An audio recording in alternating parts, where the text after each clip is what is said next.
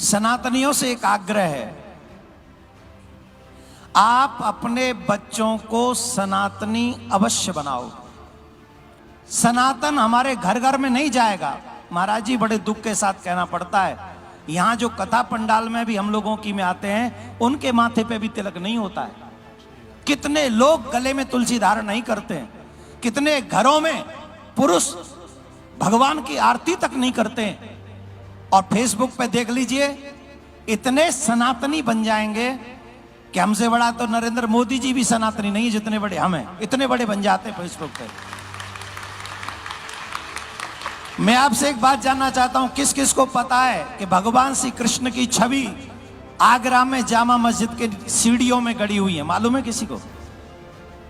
हाथ उठाओ, किस किस को मालूम है?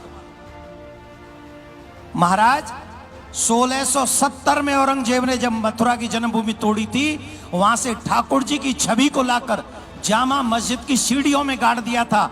और आज भी वो लोग उन सीढ़ियों पे पैर रख के जा रहे हैं। और हमारे ठाकुर का, जिनका प्राकट्य महोत्सव आज यहां होगा, हम मनाएंगे, आज भी उनकी छवि के ऊपर पैर रखकर लोग जाते हैं। और इस चर्चा को जहां कर लो, वही लोग कहते हैं कि 90% तो हमें पता ही नहीं। क्यों नहीं पता?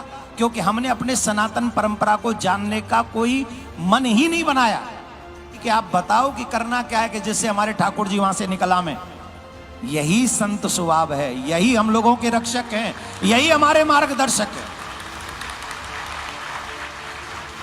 मैं आपसे हाथ जोड़ के एक प्रार्थना कर रहा हूं। जिस दिन मुझे पता चला, मेरे मन में, ब्रजवासी तो हूं, बाई बर्थ मेरा कनेक्शन है ठाकुर जी से, तो मुझे दुख हुआ। अब वो जामा मस्जिद है कहां? आगरा में। हमने केस करा दिया आगरा में, कोर्ट में, और वो अभी कोर्ट में सुनवाई चल रही है।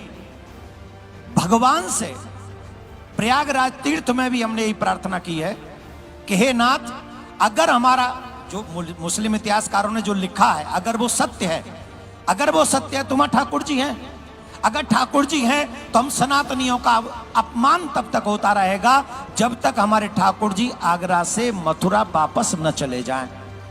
अब इसमें ताली काहे को बजा रहे हो? अब ये काम करना है कि हम कैसे भी करके ये कार्य, अब जिन लोगों की अप्रोच है कोर्ट में, जिन लोगों की अप्रोच है नेताओं में, जिन लोगों की अप्रोच है समाज में, हम सब इकट्ठे हों और ज्यादा नहीं तो अपने अपने फेसबुक पेज पे हम ये सब लिखना प्रारंभ करें। हम सरकार से भी कहें, हम समाज से भी कहें, और कहें कि हमारे वो ठाकुर जी हमें वापस मिलने चाहिए, उसकी जांच होनी चाहिए, उन सीढ़ियों की जांच होनी। यही हमने कहा है कोर्ट में, हमने यही कहा है कि इसकी जांच करवाओ। अगर हैं तो हमारे ठाकुर जी हमें दे दो, अगर नहीं है तो हम जितना भी नुकसान होगा सीढ़ियों का, वो बनवा के हम देंगे। वो मस्जिद का नुकसान नहीं है। आजकल मशीन भी ऐसी आती है, ऊपर से ही चेक हो जाते, समझ रहे, ऊपर से ही, बिना नुकसान के। तो आप सब अब इकट्ठा हो सकते तो होइए। मैं तो जा रहा हूं 25 तारीख को आगरा में, एक सभा कर रहा हूं, वहां की जनता को जगाने के लिए सिर्फ स्पेशल। मेरा काम कथा करने का है, ये काम करने का मेरा नहीं है, पर मैं कथावाचक बाद में हूं, सनातनी पहले हूं, कृष्ण का पहले हूं। कथावाचक की सीमा है, सनातनी की कोई सीमा।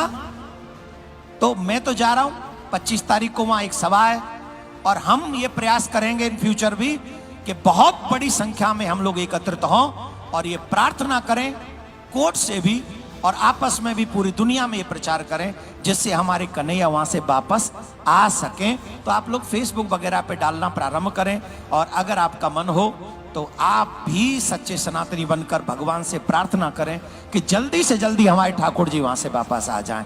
महाराज जी, मैं आपका दास तो हूं ही, पर आज आपने इस शरीर को जन्म जन्मांतर के ऋणी बना लिया, आज आपने ये कहकर।